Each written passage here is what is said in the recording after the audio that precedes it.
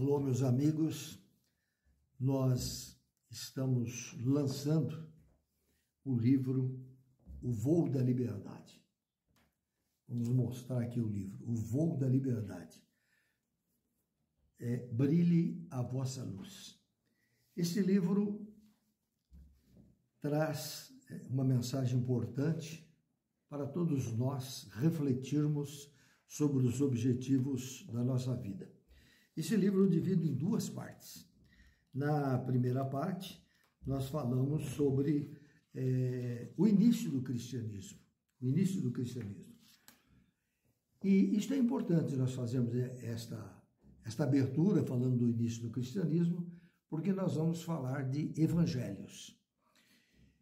Quando começou o cristianismo, toda pessoa, de um modo geral, pensa que no início do cristianismo foi um mar de rosas, tudo amorzinho, tudo perfeito. E, na realidade, o que se sabe pela história hoje, que eram várias correntes que se apresentavam no início do cristianismo, cada uma dando a sua visão sobre o Cristo. Mas duas correntes foram importantíssimas no início do cristianismo. A chamada corrente dos ortodoxos e a corrente dos gnósticos. Então, estes dois grupos digladiavam entre si com respeito à importância no início da formação cristã. Vamos fazer aqui uma explicação para que nós possamos criar a base para o entendimento das nossas análises. Os ortodoxos são representados pelos evangelhos canônicos, que busca o Deus interior, o Deus exterior, o Deus externo. Os ortodoxos dizem que Deus está num determinado lugar, lá fora de nós, e que nós temos que entrar em contato com esta entidade. Quer dizer, Deus lá em cima, o Papai do Céu lá em cima, e nós aqui, os mortais, na Terra. E os gnósticos, corrente importante, né, no início do cristianismo, e que até hoje nos influencia, tanto é que este livro aqui traz explicações sobre a corrente gnóstica, que é o Deus dentro de si, com base no livro de Salmos, que diz: vós sois deuses, e que depois veio para o evangelho de João, e que Jesus teria pronunciado também: vós sois deuses. Eles não se entendiam, porque enquanto os evangelhos, os ortodoxos que pregavam os evangelhos canônicos, apresentam então um Deus exterior. E eles criticavam os evangelhos, os seguidores do gnosticismo, porque o gnosticismo não aceitava esse Deus exterior, com o qual todos nós fomos educados, você mesmo, eu, desde a infância, nós somos educados que tem um Papai do Céu, um Deus externo, né? Que é uma teoria, não é algo que você vai provar, né? E esse Cristo interior, esse Cristo gnóstico, é o Cristo dentro de nós. Cristo como uma centelha divina que está presente em todas as pessoas. Não é uma prerrogativa de um líder religioso. O Cristo, que quer dizer Deus dentro de nós, ele está em tudo. É como a ideia da primeira questão do Livro dos Espíritos, que Deus é a inteligência suprema e a causa primeira ou primária de todas as coisas. Então, os gnósticos diziam que não precisaria, na época que se digladiavam as duas correntes, não precisaria de líder religioso, de igreja, porque Deus está dentro de você. Não necessita de você pedir a algo exterior, porque você é Deus, você é a centelha divina, você é o Cristo. Então, enquanto nos canônicos você é levado à dependência, você precisa pedir, não é um fruto de um trabalho seu, né? Você tem que pedir, você tem que orar, você tem que ajoelhar para que você seja atendido. Já o gnóstico, a corrente gnóstica não, diz que você tem que tornar-se independente. Você tem que fazer com que você alcance a autonomia, que é o que o Espiritismo fala, né? Nós temos que evoluir, crescer, e é um processo pessoal que ninguém pode fazer por nós. Não é o seu pastor, não é o líder religioso católico, espírita ou budista que vai resolver o problema por você. Quem vai resolver somos nós mesmos. Então é por esse caminho que nós vamos seguir. Trabalhar com a ideia de que nós temos a força para fazer desenvolver, fazer eclodir o Deus dentro de nós. Porque nós temos um Deus em potência, quer dizer, em semente. Só que se eu não fizer nada, fica em semente, fica em potência. Quer dizer, eu vou desenvolver pela minha evolução, pela minha luta, pela correção dos meus erros, eu vou desenvolver essa potência. Então, sobre a figura de Jesus, toca-me profundamente a concepção gnóstica desse Christos, do grego, que quer dizer Cristo interno, potência divina, de que nós somos todos portadores. Então, já o Cristo dizia, né? Vós sois deuses. Tudo o que eu faço, vós também podeis fazer. Nos dando uma lição gnóstica, que nós somos os autores da nossa vida, do nosso crescimento, pela evolução, pelo aperfeiçoamento, e caminhando num processo gradativo, em que nós vamos errando, aprendendo com os erros e vamos crescendo, não só numa reencarnação, mas numa sequência, e nós vamos desenvolvendo este potencial.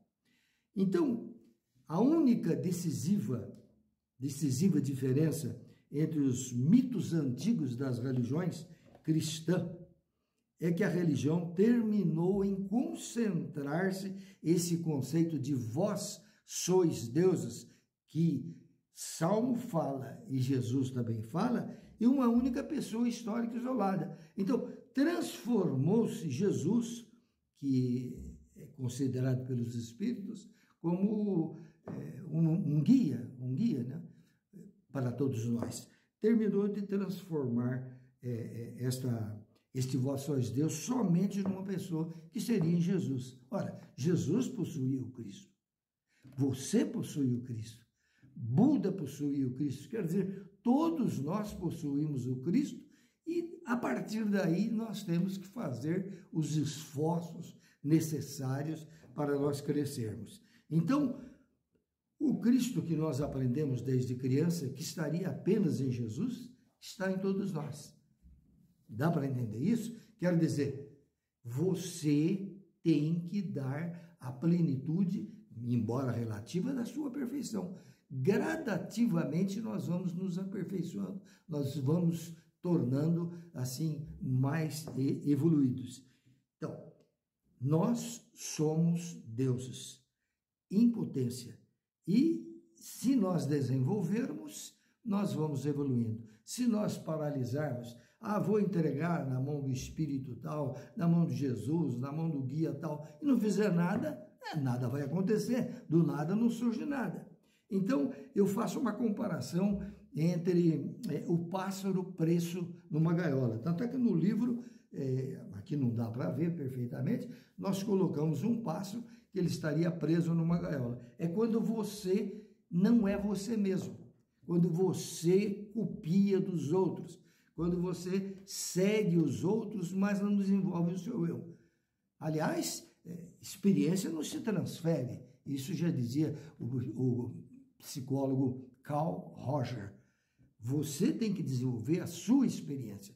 Mesmo que alguém tenha experiência e passe a experiência dele para nós, enquanto nós não fizermos, enquanto nós não trabalharmos, nós não criamos a nossa chamada rede neural. Aprender é formar redes neurais. Então, ou nós somos dependentes, ou nós somos independentes. Quer dizer, se nós não trabalharmos e entregarmos nas mãos desse ou daquele líder religioso, nós estamos presos numa gaiola, porque nós queremos viver a experiência dos outros, mas não vivemos. Nessa linha de raciocínio, de pensamento, eu me lembro aqui de um livro da minha juventude que vocês devem ter conhecido, é o famoso livro chamado Fernão Capelo Gaivota, de Richard Bach. E que muito me influenciou essa história. Quem puder assistir pela televisão, tem o filme do Fernão Capelo Gaivota. O que esse Fernão Capelo Gaivota nos ensina? Ele mostra as gaivotas vivendo na praia, as gaivotas alimentando-se dos restos que os pescadores jogavam, os peixes ruins, pequenos, eles iam para o rio e iam comer os peixes. E Fernão Capelo Gaivota, que é o nome dado, que o autor dá, a uma das gaivotas. Essa gaivota achava que aquilo não podia continuar sempre assim.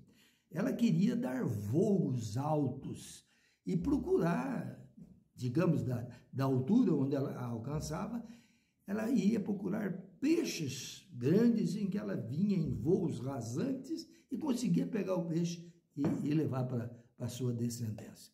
Veja bem, e ela começou a dar voos, subia muitos metros de altura e vinha a toda velocidade e muitas vezes ela se dava mal, ela batia com as asas, caía, mas ela continuava, ela não parava, não, digamos assim, acovardava porque ela não conseguiu na primeira, na segunda, na terceira vez. Ela diz, eu vou aprender a dar voos maiores, coisas que as gaivotas nem pensavam que podiam, achavam que era aqueles voos baixos e procurar alimento ali, que eram sobras dos pescadores. E ela começou a fazer voos altos, até que ela chegou numa região que ela pensou até que era o céu. Era um local, assim, de muita paz, de harmonia. E ela encontrou lá outros que já tinham atingido aquele estágio.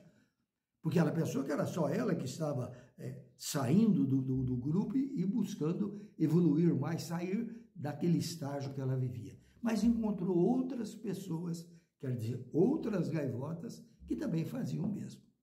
Tá para entender? E então ela conversou com uma das gaivotas, e a gaivota, porque ela perguntou para a gaivota que lá estava, se ali era o céu, se ali era o paraíso.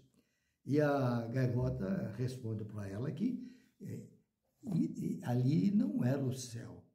O céu é ser o perfeito. Então ela alcançou uma fase da perfeição e que vai continuar, e vai crescer mais e mais.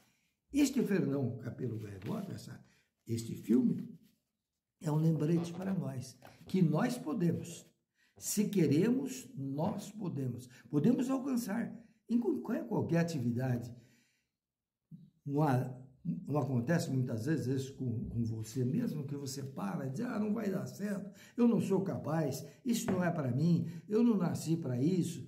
Mas se você quer, você pode, desde que você queira realmente alçar voos maiores. E esta gaivota, então, o Fernão Capelo Gaivota, atingia voos maiores, alcançou regiões que os outros não conseguiam. E ela resolveu, porque a gaivota que lá estava, dizia que ela tinha que aprender e ensinar para os seus companheiros como alcançar novas situações. Que nem nós, como professores, quando você aprende, você tem que passar para alguém, passar para os alunos, né?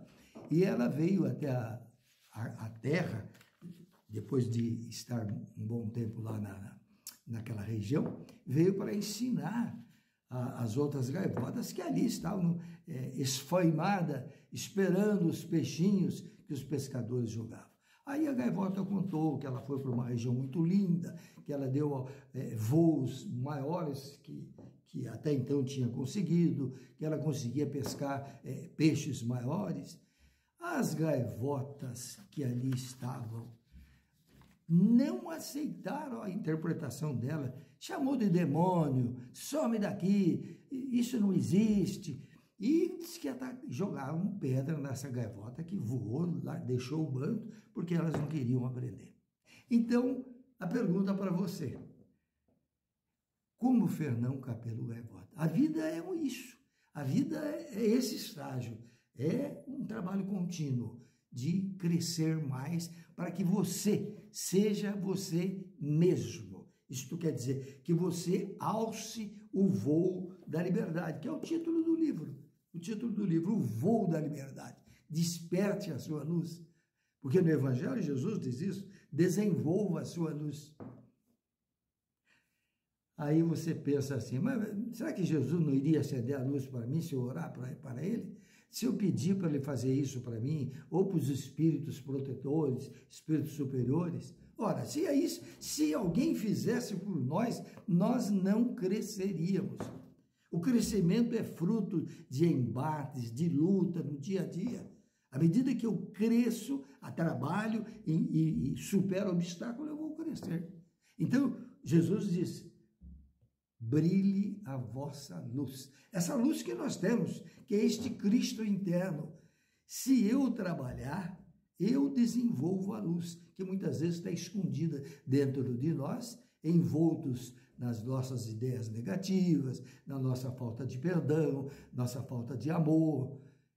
Mas que à medida que eu vou crescendo, que eu vou eliminando as minhas imperfeições, a luz refulge. A luz brilha dentro de cada um de nós. É isto daí, no geral, o sentido dessa explicação gnóstica do processo do crescimento. Então, no livro que nós acabamos de escrever, que já tem várias pessoas lendo, eu escolhi vários textos evangélicos, 31 mais precisamente, 31 textos dos evangelhos, e interpreto à luz do gnosticismo, não do Deus lá fora, mas do Deus dentro de você. Eu vou pegar aqui algumas para que a gente tenha ideia do livro, e depois, obviamente, você adquirindo o livro, você vai aprender por si mesmo. Você vai buscar aqui outros textos e, obviamente, que não dá tempo de nós fazermos uma leitura de tudo isso. Eu peguei uma aqui no início, que é a mais comum, que nós usamos nas casas espíritas, nas religiões, de um modo geral, mesmo que não sejam cristãs, é a ideia de falar com Deus. Falar com Deus. Então, nós colocamos, ela está na lição 2, baseado no texto em que Jesus, na citação de Mateus, teria dito: mas tu, quando orares, entra nos teus aposentos e em silêncio fale com ele. Veja bem o sentido aqui. Quando se fala em entrar nos aposentos, não é entrar no quarto, até pode ser o quarto, não há problema nenhum, mas aposentos interiores.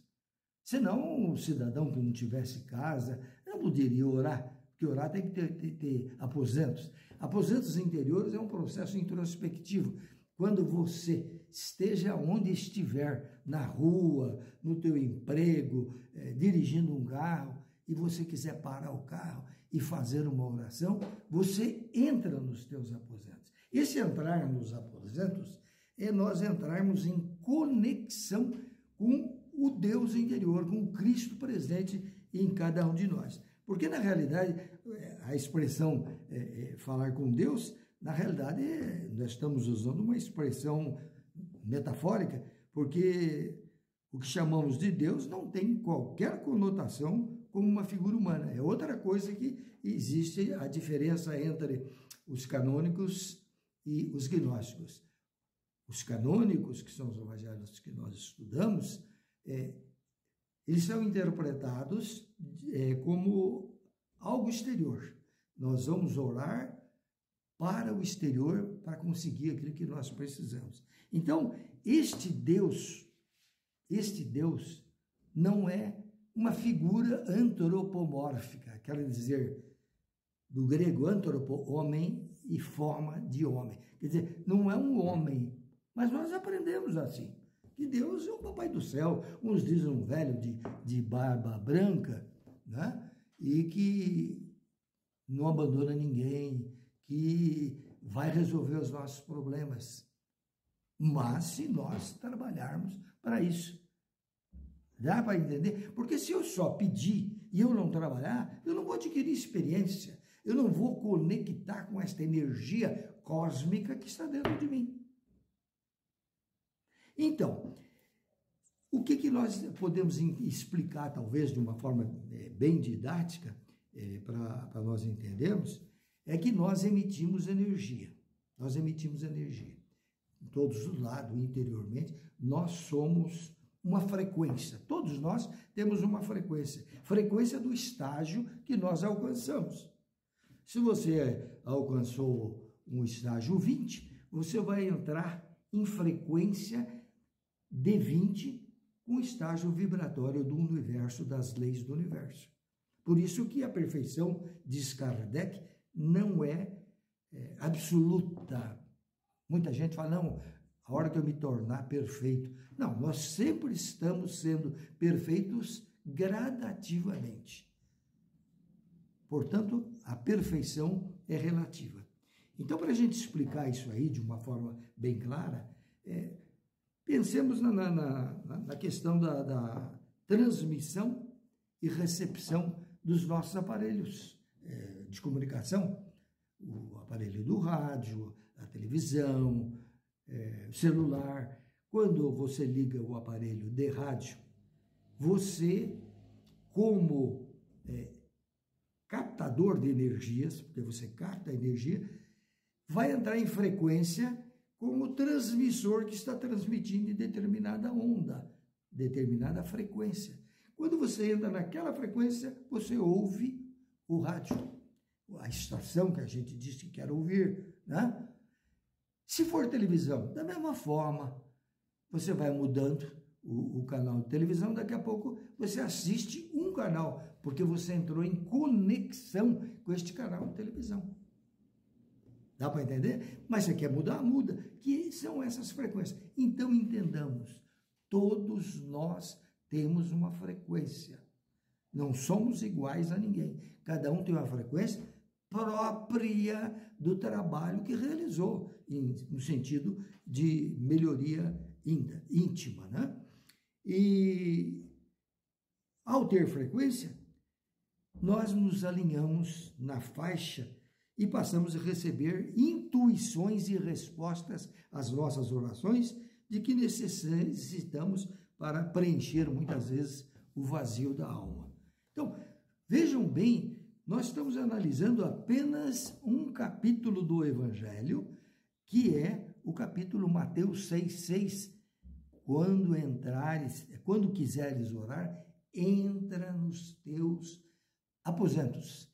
Entra dentro de si mesmo e na sua frequência e faixa vibratória, você entra em contato com Deus. E nesse caso, você fala com Ele. Quer dizer, como Ele não é material, é energia também, você entra em sintonia. E aí você consegue respostas às suas dúvidas, às suas necessidades, porque você está na faixa vibratória que atingiu pelo seu processo de evolução.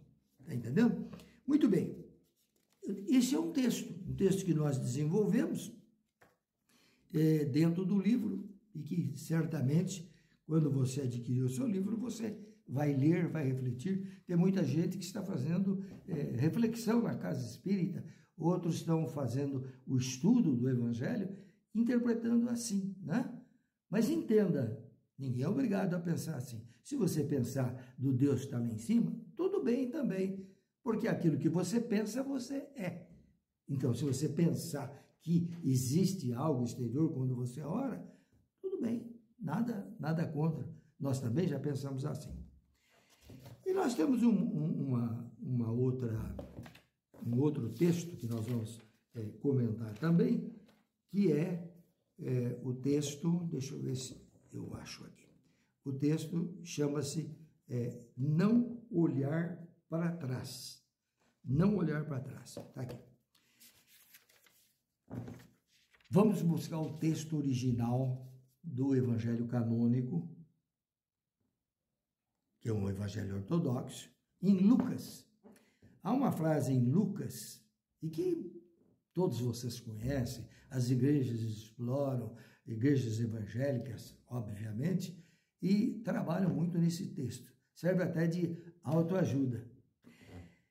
O texto diz assim: ninguém que põe a mão no arado e olha para trás não é apto para o reino de Deus. Este, literalmente, quem põe a mão no arado e olha para trás não é apto para o reino de Deus.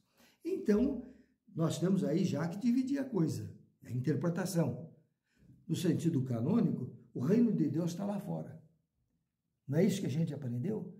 Você cresce para ir para o reino de Deus, ir para o céu. Se você for bonzinho, se fizer sempre o bem, você prepara para o reino de Deus que está lá fora. Já os gnósticos dizem que nós não somos levados para o reino de Deus. Nós desenvolvemos o reino de Deus dentro de nós. Então, duas interpretações. Ou você vai para o céu, pelos ortodoxos, porque você acredita que existe um céu, quando nós sabemos que céu e inferno são estados de espíritos. Você pode estar no céu aqui e pode estar no inferno lá ou aqui mesmo, porque tudo é fruto da nossa conexão com o todo, com a energia cósmica universal. A física quântica nos mostra bastante clareza esses ensinamentos. Então, canônicos, o céu é exterior, e que após a morte nós vamos ou para o céu ou para uma região chamada inferno. Isto é imaginário humano. Ah, mas está na Bíblia, está na... Imaginário humano. Não tem ninguém no céu, nem ninguém no inferno. Você vai alcançar, quando desencarnar, faixas vibratórias, ou então regiões, como diz André Luiz lá no Nosso Lar. Nós vamos alcançar regiões, e nessas regiões nós nos aproximamos de pessoas, espíritos desencarnados. Quer dizer, se você atendeu à vontade de Deus, você vai para uma região boa, né? Saudável, alegre. E se você foi mal, não atendeu à vontade de Deus, você vai para um utópico inferno. Ambos são criações teológicas, não são efetivas, tal como a gente aprendeu. Então,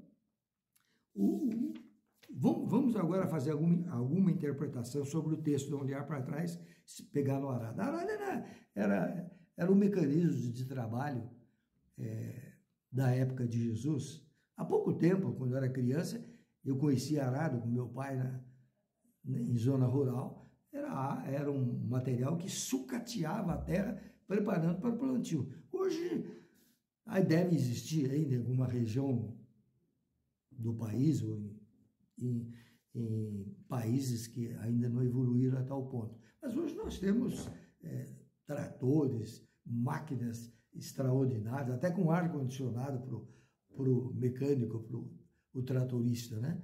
Para rotear a terra. O que o texto está dizendo? Que é um aforismo. O aforismo quer dizer, é algo que foi criado, que colocou na cabeça e nós continuamos repetindo. Então, este termo, isso está no livro, conforme eu estou vendo aqui. O colocar a mão do arado é puramente simbólico.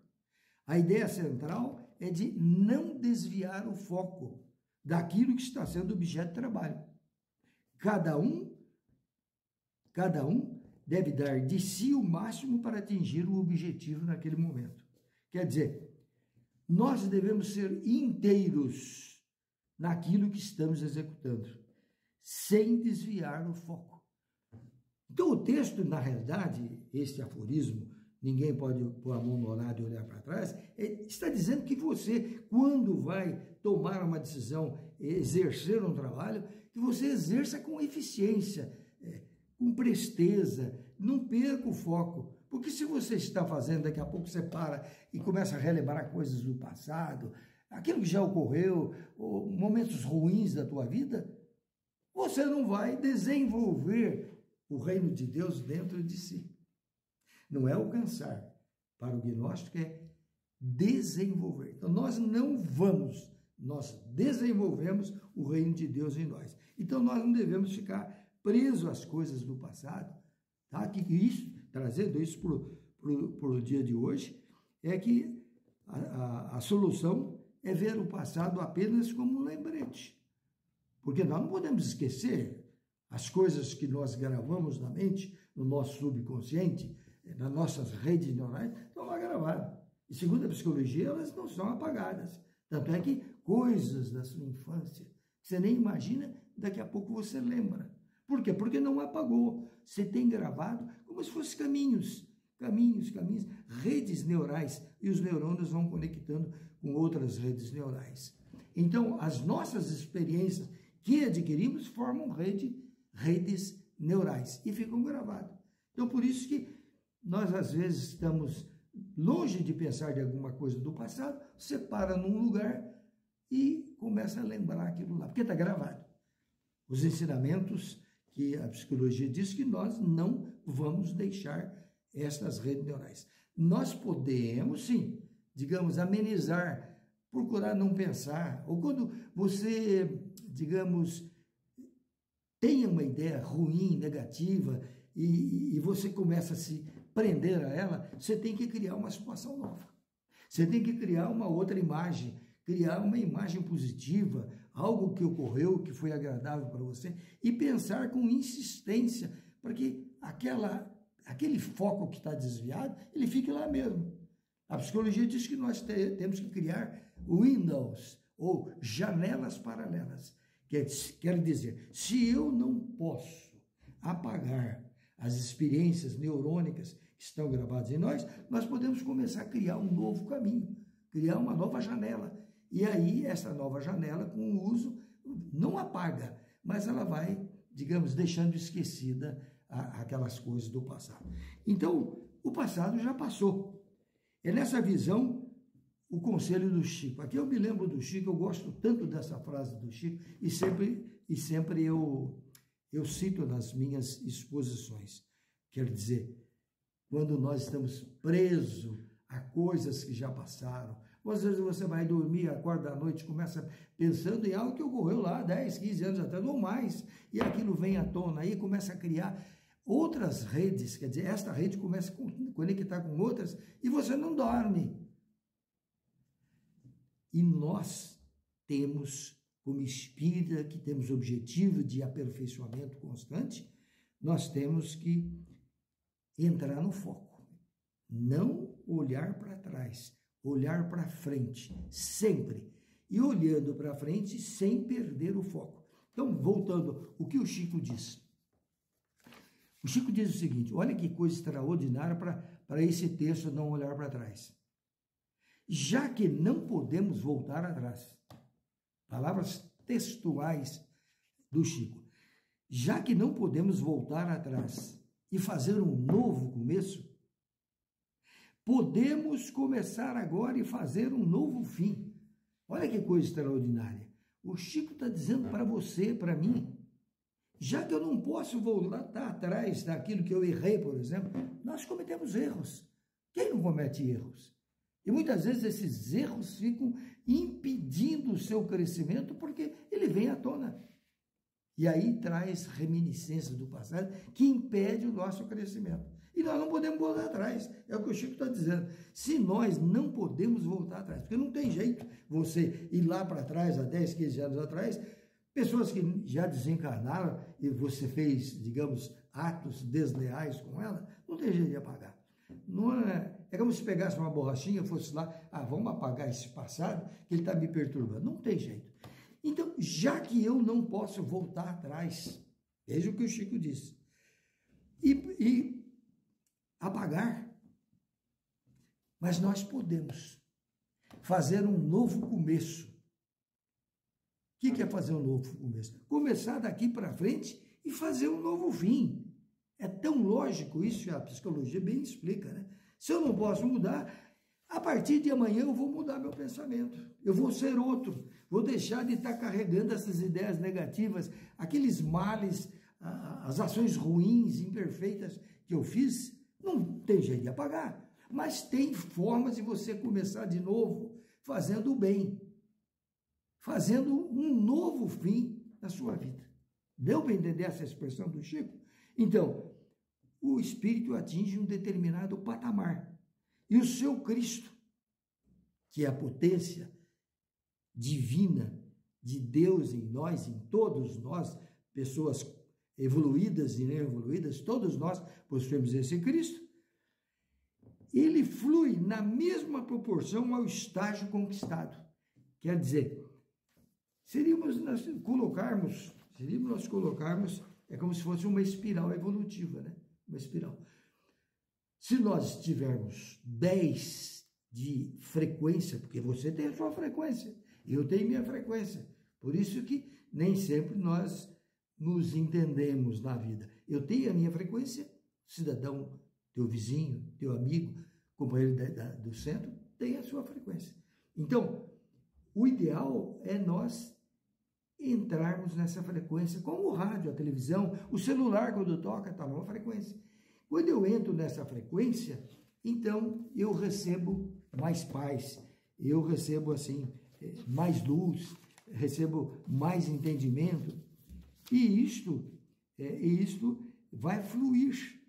O nosso Cristo vai, ao nosso Cristo fluir em nós, nós entendemos aquilo que a mensagem quer nos dizer, não precisa falar nada, porque nós captamos pelo pensamento, e tudo é fruto de aperfeiçoamento pessoal. Então, não dá para nós entendermos que nós vamos evoluir pedindo para os outros resolver nosso problema. Não dá, não tem sentido. Você diz, não, eu vou orar para que Deus resolva o meu problema. Ora, mas se ou existe Deus ou existe livre-arbítrio. Duas coisas não existem ao mesmo tempo. Quer dizer, Deus existe como força cósmica universal, né? Mas eu tenho livre-arbítrio, nasci com livre-arbítrio, que é o grande objetivo nosso, e as igrejas dizem isso, que todos têm livre-arbítrio, mas nem sempre o arbítrio é livre. Não, todos nós temos o livre-arbítrio de fazermos o certo ou o errado. Só que, quando nós fazemos o certo, é porque nós temos mecanismos na mente já gravados, mecanismos gravados. Então, quando eu tenho aprendido aquilo nas redes neurais, tudo bem, há uma solidificação da aprendizagem. Quer dizer, aquilo que eu faço e que resolvo é porque eu tenho mecanismo para fazer aquilo. E quando eu erro? Quando eu erro é porque eu não tenho mecanismo de experiência para resolver. Mas o erro nos ajuda a crescer. O erro nos ajuda a evoluir, porque com o erro eu faço de novo. É o que a professora diz na sala de aula, vamos fazer um feedback. Quer dizer, o aluno não acertou a lição, mas ele pode aprender. Vamos ver de uma outra forma, de uma outra explicação, para que ele possa aprender. Assim somos nós. Os nossos erros são os nossos professores, que nos ensinam a começar de novo e fazer um novo futuro, um novo fim. E você pode começar isso amanhã. Se você está entendendo isto que eu estou explicando, experimente amanhã começar um novo dia. Até uma oração você pode escrever e todo dia escrever você, não oração pronta. Aquilo que é o reclamo da alma, aquilo que a alma está necessitando, você ora e aquilo fica gravado no frontal e a química do próprio neurológico, ela começa a produzir. Se você vai orar insistentemente, repetindo, daqui a pouco aquilo acontece. Aí você diz, foi o espírito tal que me atendeu, ou foi o guia tal. Não, foi você mesmo.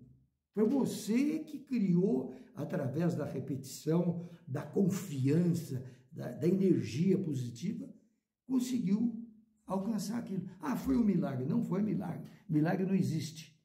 Milagre é uma derrogação da lei natural. Veja que nem Jesus fez milagre. Muito embora o Evangelho de João esteja eivado de ensinamentos através de milagre. Mas Jesus não fez milagre. É o caso da mulher hemorrágica, que ela dizia, se eu pelo menos tocar nas vestes de Jesus, que ele era tido como curador na época, eu vou me curar. A mulher que tinha um desarranjo menstrual, e ela já tinha procurado vários curadores da época e não conseguia. Mas ela pôs a mão em Jesus, e o texto diz que uma energia correu para ela. Quer dizer, houve uma aproximação de energia de Jesus com ela, e houve um despertar, e ela se curou. Aí Jesus diz, quem me tocou na minha veste? Quem tocou na minha veste? Ah, ninguém queria dizer, porque cheio de gente em volta dele. Aí ela diz, chorando, porque ela estava com aquele problema de menstruação, ela diz, fui eu, Senhor. Lembra dessa passagem? E o que Jesus disse? Ah, fui eu que te curei. Não disse isso, não. Diz, a tua fé que te curou. Quer dizer, você botou em ação os teus potenciais divinos, acreditando que aquilo ia acontecer, e aconteceu. Quem curou foi a fé, porque outros que estavam em volta dele não se curaram, mas ela se curou. Então Jesus disse, quem te curou foi a tua fé. Interessante isso, né? Nós analisarmos. E tem uma frase aqui que nós colocamos no livro, que é do Paulo, quando ele escreve aos Filipenses, é apenas uma frase do Paulo. Uma coisa eu faço, e é que esquecendo-me das coisas que atrás ficam, olha olhar para trás, uma coisa eu faço, é que esquecendo-me das coisas que ficam atrás, avançando para as que estão adiante de mim, prossigo para o alvo. Veja a explicação. Paulo está dizendo isto que o Chico diz, que uma coisa eu faço, quer dizer, eu tomei isso por objetivo. E você pode, eu posso, esquecendo das coisas que ficaram para trás, que podem me perturbar e prejudicar o meu crescimento. Avançando para as coisas que estão diante de mim, prossigo para o alvo. Não é uma explicação bonita? É o trabalho constante, sem desviar o foco naquilo que você é capaz. Que muitas vezes você acredita que não é capaz, como a gaivota também não entendia que ela era capaz de dar voos rasantes, ir a regiões que nem todas elas conseguiam. Da mesma forma, é um trabalho, é vigiar os nossos pensamentos e orar. Porque quando nós oramos, nós vamos acionar neurologicamente um local na nossa mente e vamos começar a trabalhar para que aquilo aconteça. É vigiar e orar. E isso é dito por Jesus, né? Vigiar e orar. O que acontece? Para que não nos algememos, colocar algema a esse passado que muitas vezes nos traz doenças psicossomáticas. Aquilo que eu penso negativamente, a doença que eu penso, o desequilíbrio emocional, as desarmonias íntimas, elas tendem a somatizarem. Elas se somatizam, elas vão para o organismo. Inclusive tem um livro do Chico Xavier, com Emmanuel, que se chama Pensamento e Vida, ele diz exatamente isso, que as maiores doenças, a grande maioria das nossas doenças, são de consequências da desarmonia dos nossos pensamentos. Então, toma cuidado com o que você pensa. Toma cuidado com o que você imagina. Você imaginou? Aquilo vai para a mente. E a mente vai produzir, porque a mente não quer saber se você jogou coisa ruim ou boa. Ela produz mecanicamente aquilo que você pensa. É que nem um jardim. Você vai lá no teu jardim, Se você quiser plantar uma sementezinha digamos, de laranja, vai dar laranja. Colocar uma outra sementezinha de qualquer outra fruta, vai dar aquela que você plantou. Se você colocar tiririca, plantar, dá tiririca. A terra não quer nem saber. Manda que eu faço. A mente, a sua mente, que você tem que cuidar. Pensando sempre positivamente, sem olhar para trás, lutando, e você vai alcançar o objetivo que você almeja. Esse é um processo. De graça não vem nada. Esse negócio de cair maná do céu é lenda bíblica. Não vai cair. Se você pede alimento, mas não trabalha, não vai receber de graça. Tá certo? Temos agora um outro texto. Paremos por aqui essa interpretação. Quer dizer, o livro todo vai dar interpretações de força que você é capaz. Por isso, eu até digo nas exposições aos amigos que estão nos assistindo, pegue uma lição por dia. Não precisa ler correndo. Uma amiga nossa que comprou o livro e foi ler, eu falei, você já leu o livro? Eu já li inteiro o livro. Eu falei, mas como? Como assim? Ela falou, eu me empolguei tanto que eu li de começo ao fim. Claro, depois você pode voltar, repensar, porque quando a gente lê, o bom é você ter uma canetinha e vai grifando aquelas ideias, que aquilo vai gravando na mente e vai nos facilitando o nosso encaminhamento, né? A nossa evolução. Um outro texto, até tem um livro sobre ele, sobre o filho pródigo. Vocês conhecem a história do filho pródigo.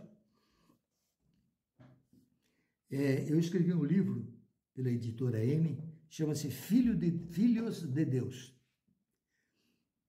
Lógico, filhos de Deus somos todos nós. Não é só um, porque todos nós recebemos a fagulha disto que nós damos o nome de Deus, do universo, em nós. E também tem uma pergunta que Kardec faz dos espíritos, isto é fundamental para a gente pensar em consciência. Ele diz, onde está, ou onde estão gravadas as leis naturais? Leis naturais são aquelas que o homem não criou pelas casas legislativas. As leis da natureza, lei da reprodução, lei da liberdade, enfim, aquelas leis que Kardec apresenta na terceira parte do livro. Então, Kardec pergunta, onde estão gravadas as leis de Deus, os das leis naturais? Resposta dos espíritos, na consciência. Então, a consciência é o nosso tribunal julgador. Nós não somos julgados externamente. O julgamento se dá pela própria consciência. Consciência é quando você erra e a consciência te acusa que você não foi bem, que você não agiu corretamente. Então, a consciência é uma espécie assim de um sinete. Quando você cai em si e diz assim, ué, por que eu estou nervoso? O que eu fiz? Então, aquilo lá é um lembrete, é uma campainha que está soando em você. Errou, tem que corrigir. Não adianta rezar e pedir para Deus fazer para você se você não fizer. Você tem que corrigir. Se você fez algo errado para alguém, é aquilo que o Evangelho diz. Vai lá, peça perdão àquela pessoa. Aí você limpa o organismo para você conseguir contactar com Deus através da sintonia. Não é de graça. Precisamos tirar da nossa mente essa coisa de que eu vou rezar para que Deus faça isso. Não, Deus te deu a força. Deus, essa energia, está dentro de você, você tem a consciência, você tem as leis de Deus, então você vai trabalhar e vai conseguir. Mas confiante, como dissemos anteriormente, sem desviar o foco. Então nós vamos falar aqui do filho pródigo. Eu tenho um livro, então, que fala sobre isso. Filhos de Deus. Quer dizer, todos nós somos, né? Diz o texto, o texto sobre filhos de Deus. Numa certa passagem, fala de que um dos filhos, que era o pródigo, o filho pródigo, um era o bonzinho, né? E o outro era o egoísta, o filho moço e o filho egoísta. A história é isso, duas pessoas. Um era egoísta, que ficou em casa, e o outro pródigo que partiu para a vida, quando ele recebeu a herança, entre aspas, que é uma história isso aqui. Tanto é uma história que só o Evangelho de Lucas conta. O Evangelho de Mateus não fala, o Evangelho de João não fala, Mateus não fala, só Lucas que coloca essa historinha. Mas a historinha é bonitinha, a historinha é boa para nosso desenvolvimento interior. Então o filho pródigo que saiu de casa, ele gastou tudo, perdeu tudo que tinha. E aí chegou um ponto que ele teve que pedir emprego por um criador de porcos. E que para o judeu o porco é extraído da alimentação, eles não aceitava porcos. Eram animais de patas fendidas, né? E aí ele procurou emprego nesse lugar, o cidadão lá, o dono do sítio, da fazenda, sei lá, disse para ele, você vai cuidar dos porcos. E aí ele foi cuidar dos porcos, ele dava para os porcos as alfarrobas, os alimentos para o porco, e o porco comia, e ele não conseguia alimentar. Estava triste, angustiado, estava enfraquecido. Ele dizia assim para si mesmo, puxa, na casa do meu pai eu tinha de tudo, aqui os porcos se alimentam das alfarrobas com muita felicidade. Aí ele diz assim, vou levantar-me e irei ter com meu pai. Veja bem, simbolicamente ele está dizendo que vai voltar para a casa do pai, que pelo menos lá na casa do pai ele não passava fome, porque ele estava na miséria, perdido tudo que tinha. Simbolismo gnóstico. Levantar-me-ei. Vou colocar-me em pé, né? E vou voltar para o meu eu, vou voltar para o meu repouso, vou voltar para a casa do Pai que está dentro de mim. Eu estava desviado da casa do Pai, vivendo a vida mundana e não mais ligava com o Pai dentro de nós. Daí aquele texto que nós falamos, entra nos teus aposentos e fale com Deus através da sintonia. Então, ele chegou a um ponto que diz, eu vou voltar para a casa do meu pai, lá os empregados comem melhor do que eu estou passando fome, necessidade, vou voltar para a casa do meu pai. Uma linguagem gnóstica, né? Voltar para a casa do pai é voltar em sintonia, sintonizar, entrar na frequência de Deus para que eu possa falar com ele. Então, veja que interessante. Quando eu comecei no Espiritismo, eu li essa parábola e fiz muitas palestras e eu imaginava realmente uma casa paterna física. Eu pensava, como a maioria pensa, né? E o pai, lá da casa em que estava, à distância, ele viu o filho vindo, todo maltrapilho, descalço. Ele saiu correndo e foi em busca do filho e disse, meu filho estava morto e reviveu. Ele está dizendo que o filho que foi embora, mas ele reviveu, ele voltou para a casa do pai. Quer dizer, esse Deus, a sua energia flui quando eu entro em frequência com ele. Então, o cidadão foi abraçado pelo pai, que pediu para os empregados lhe dar roupas novas, dar os sapatos da época, né? Para que ele vestisse, ele estava todo descalço. Mandou matar um cabrito na época para fazer festa para o filho, porque o filho estava morto e reviveu. Este morto é gnosticismo. Morto é morto para a vida espiritual.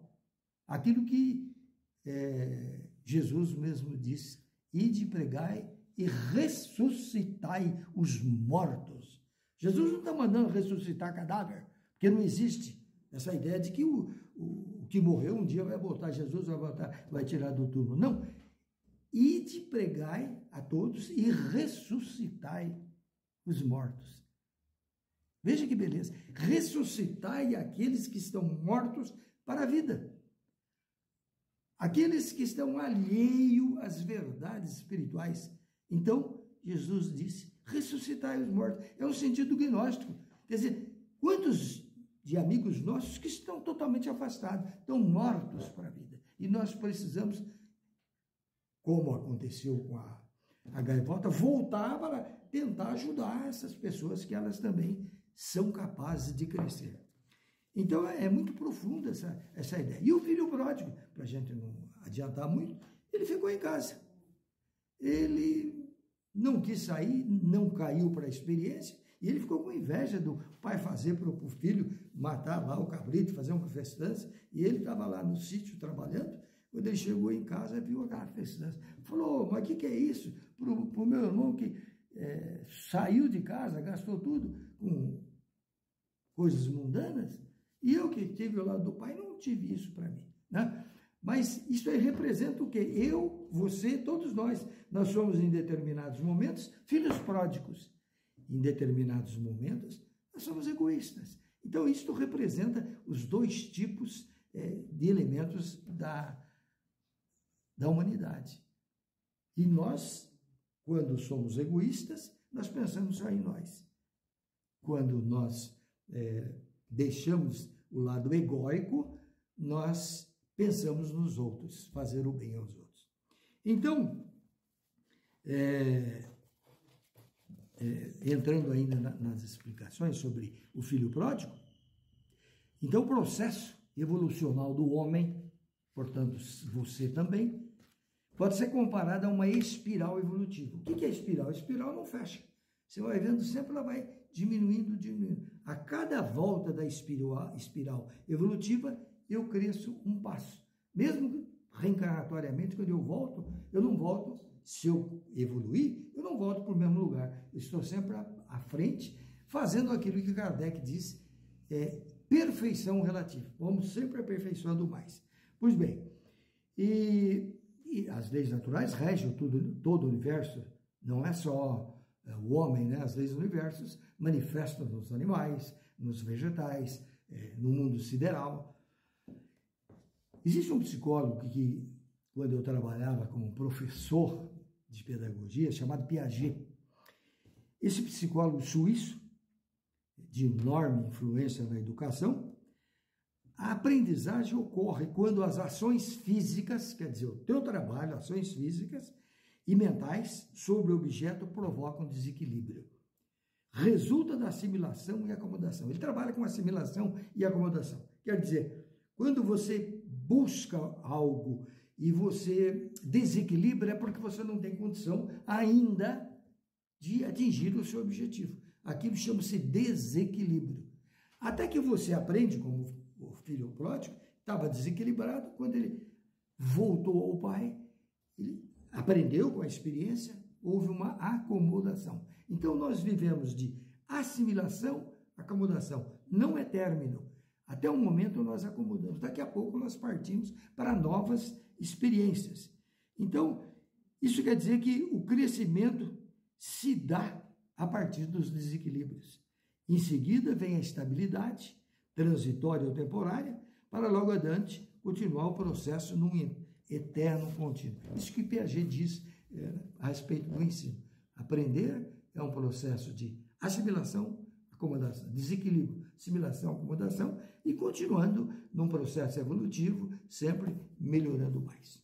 Muito bem, estamos falando ainda, o filho pródigo, o que nós tínhamos que dizer é isso aí. Vamos ver agora o outro, porque nós não vamos apresentar muitos que nem o tempo nos permitiria. Vamos apresentar a última hoje. Depois, quem tiver o prazer de comprar o livro, eu deixo bem claro que esse livro, aliás, todos os meus livros, esse é o 24º, nunca ganhei um centavo com eles. Eles são endereçados à assistência social da nossa Casa Espírita. Nós temos uma Casa Espírita que faz enxovais para as mães carentes. Então, todos os livros que eu vendo, eu encaminho para lá, e tem as senhoras que trabalham fazendo enxovais. Interessante, é uma associação de proteção às mães. As senhoras que lá trabalham não são espíritas, parece que tem uma ou duas, mas não importa a religião, caridade não tem religião, e elas trabalham todas as quartas-feiras fazendo material para doar às casas espíritas, às crianças necessitadas. crianças que nascem e não tem condição, a mãe não tem condição para comprar enxoval. Então, isso é uma constante de muitos anos. E aí fica aí uma sugestão, né? Para você ter a sua casa espírita e fazer o bem. É uma forma de ajudar tanta gente aí que passa necessidade. Então, nós vamos ao último texto. O último texto, não do livro, mas o livro tem 31 análises, reflexões, que vai fazer bem para você, se você quiser, digamos, evoluir um pouco mais, né? Que é o processo. Então, vamos achar o texto aqui. Não olhar para trás, para falar com Deus, o filho pródigo e agora a ovelha perdida, que está na página 105 do livro. Pronto, está aqui. Ovelha perdida. É um outro texto que nós analisamos à luz do gnosticismo, do Deus em você, pronto para o seu processo evolutivo. Entre nos seus aposentos. O texto diz o seguinte: se o homem, esse é do Evangelho de Lucas, se o homem tivesse 100 ovelhas e perdesse uma, ele não deixaria 99 para procurar outra? Está perguntando, é uma pergunta que Lucas faz e que nós vamos desenvolver. Se o homem tivesse 100 ovelhas, 100 ovelhas, e uma estava perdida, ele não deixaria de atender essa ovelha. Então, essa parábola já existia antes de Jesus. Porque os evangelhos de Jesus não foram escritos por Jesus, foram escritos em grego, aliás. Os evangelhos foram escritos em grego, atribuído a Marcos, Mateus, Lucas e João, quando, na realidade, essas são atribuições, porque foi escrito em grego e o pessoal que seguia Jesus e Jesus eram aramaicos, a língua era outra, e o grego era o inglês da época, né? Quem sabia o grego estava na frente, né? No ensinamento. Então, essa parábola já estava num livro chamado Evangelho Que. Inclusive, nós temos, pela editora M, esse livro. Se você gosta da história do cristianismo, leia o Evangelho Que. E não é original de Jesus, mas foi colocada na boca de Jesus. E eu sempre digo, não importa se Jesus disse ou não disse. Se a mensagem é universal, pronto. Porque, na realidade, eu escrevi um livro, mas eu também estou usando citação de outras pessoas. E a gente coloca em livro de rodapé, na bibliografia. Então, não tem importância. Às vezes vocês dizem, mas não foi Jesus que escreveu. Mas se está através dele, quantas pessoas aceitam, creem e melhoram? Então, o que importa é que a mensagem seja universal. Essa mensagem seja válida para qualquer cidadão no mundo todo. Certo? Então, ela é dito que não é original de Jesus, né? Mas não podemos deixar de reconhecer a importância desse e outros aforismos, frases, sentenças atribuídos, máximas, provérbios, histórias, mitos, etc., colocado por Jesus nos evangelhos. Porque os evangelhos, volto a insistir, fala-se evangelho segundo Marcos, segundo Mateus. Não está dizendo que o evangelho é de Jesus, segundo a interpretação, segundo a análise, né? Então, por isso, pouco importa se é de Jesus ou de outros pensadores, uma vez que a história nos traz ensinamentos de moral, de alta valia, para a educação da alma, independente de líderes ou crenças religiosas. Então, para a gente deixar de dizer assim, mas não foi ele que disse, mas a mensagem é boa, né? O Kardec diz isso no Evangelho segundo o Espiritismo. De tudo que tem no Evangelho, fica com o lado moral. Não quer saber de milagre, de profetização. Kardec diz, de tudo que tem nos evangelhos, fique com a formação moral. Se o evangelho te dá um ensinamento moral, fique com ela. Ela vai te ajudar, você vai melhorar, você vai mudar. Que é esse o objetivo, né? Dá para entender? Bom, então, esse evangelho aqui, que eu não tenho ele aqui, pode ser adquirido, inclusive, pela editora M. É uma espécie de repositório de inúmeros aforismos já utilizados muitos anos antes de Jesus, principalmente pelos povos mais antigos, entre eles a cultura egípcia, na qual o cristianismo se inspirou, imputando tudo a Jesus. Então, este evangelho era uma síntese de aforismo. Por exemplo, atire a primeira pedra quem tiver sem pecado. Tinha no aforismo. Atender os pobres, quem dá aos pobres dá a Deus. Esses aforismos já tinha nesse evangelho chamado Evangelho Que. Eu acho que é uma ótima análise para quem quer conhecer o início do cristianismo. Muito bem. E nesse Evangelho Que, nós vamos encontrar esse texto que depois veio para Lucas. Se o homem tivesse 100 ovelhas e perdesse uma, ele deixaria 99 para procurar outra? É uma pergunta. Então, para a gente entender e já ir chegando à conclusão da nossa exposição, a centelha divina, voltando a insistir, isso é importante para o gnosticismo, a centelha divina jamais separa-se e nem destaca do foco. Quer dizer, nós assumamos uma responsabilidade, um foco e busquemos o nosso objetivo. E se nós trabalharmos, nós não podemos ficar, inclusive, remoendo o passado, vendo coisas que nós fizemos errado. Quem não errou? Será que você nunca errou? Todos nós erramos e os erros nos ensinam a corrigir, fazer o feedback e aprender. Então, afastar-se dele não é espacial nem temporalmente, mas vibracionalmente. Quando nós saímos da sintonia de Deus, nós estamos olhando para trás, às vezes remoendo coisas que não devia remoer.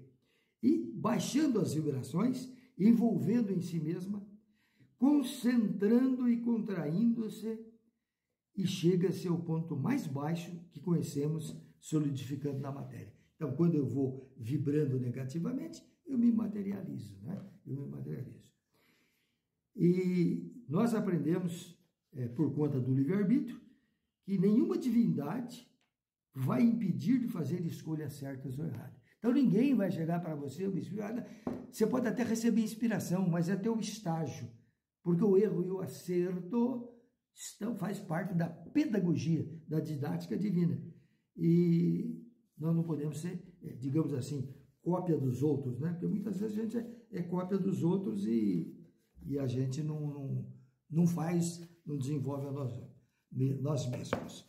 Então, para encerrar, sobre a ovelha perdida, eu vou contar uma historinha pequenininha, mas de profundo saber, do Chico Xavier, nosso saudoso Chico Xavier.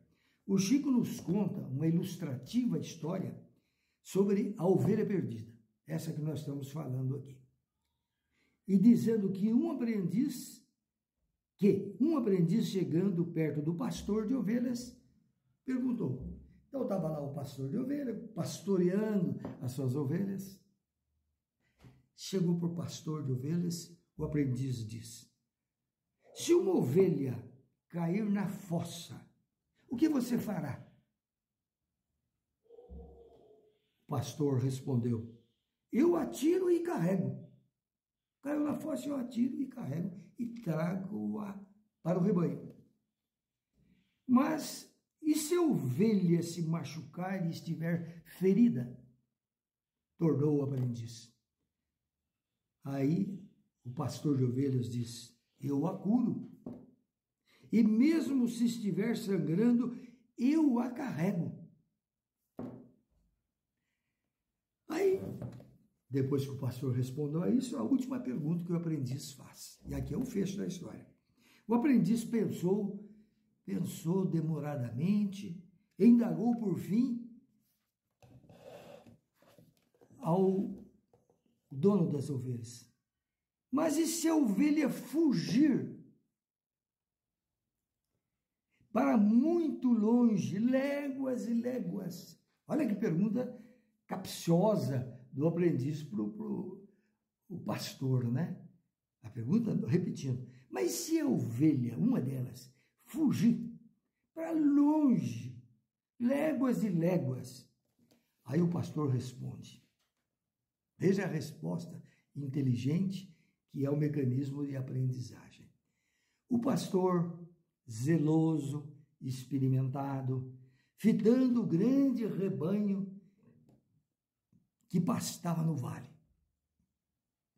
respondeu: eu não posso ir atrás, porque eu não posso deixar todo o rebanho por causa de uma rebelde. Até então ele curou, tirou da fossa. Agora essa que fugiu para longe, ele está dizendo que eu não posso,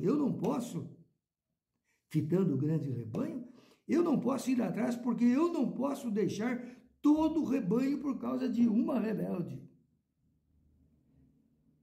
Eu mando o cão buscar. Veja bem que ilustração. Ilustração no sentido de que a lei de Deus está gravada em nós. A lei de Deus está na nossa consciência. É o que nós aprendemos com Kardec. Quer dizer, ele pensou se ele ia abandonar aquelas ovelhas, ia largar, daqui a pouco vinha animais, podiam comer, e a outra que fugiu por desleixo, ele diz: eu vou mandar a dor buscar. O que ele está dizendo, buscar essa dor? A dor é o despertar da consciência, aquilo que nós falamos atrás. O que nós fizermos, de certo ou errado, quem vai ser o tribunal é a nossa consciência. Aquela ideia de que ele vai sofrer e vai na outra reencarnação, ele vai sofrer porque ele fez mal para os outros. Mas é a consciência que vai dizer para você. A consciência que vai dizer: por que você está sofrendo hoje? Por que você está angustiado? Por que tanto sofrimento? O sofrimento é o bater na porta da consciência. Olha, você está sofrendo, o teu organismo está sofrendo, os teus sentimentos, a tua confiança caiu porque você fez o mal. Você desviou-se da sintonia com Deus presente em você. Olha que beleza isso. Porque, na realidade, nós não viemos para sofrer. Nós viemos para ser normal. Quando algo anormal aparece, como uma dor, o organismo, o psiquismo nosso, está dizendo que nós fizemos algo errado. Nós saímos da frequência, do desequilíbrio com as leis de Deus, e agora vem a cobrança no organismo. Porque as nossas células estão, obviamente, elas estão vinculadas àquilo que eu penso. Então, se eu penso mal, eu emito energias e elas vão para uma determinada região do corpo e vai adoecer em determinado lugar, ou vai trazer transtornos psicológicos a nós. Então, é uma professora, é alguém que está nos ajudando a parar, a pensar e começar de novo. Dá para entender isso? Então, esta é a mensagem que nós trazemos, apenas parte, e que fica para você, que é a sugestão. Adquira o livro, ou se quiserem, pode também entrar em contato. Aqui no livro tem os endereços, tudo, mas quem quiser entrar em contato conosco, nós também podemos enviar, ou então entrar em contato com a editora Ethos e adquirir o livro. Eu acredito que você, se ler uma lição por dia, no final do estudo, você vai ser outra pessoa.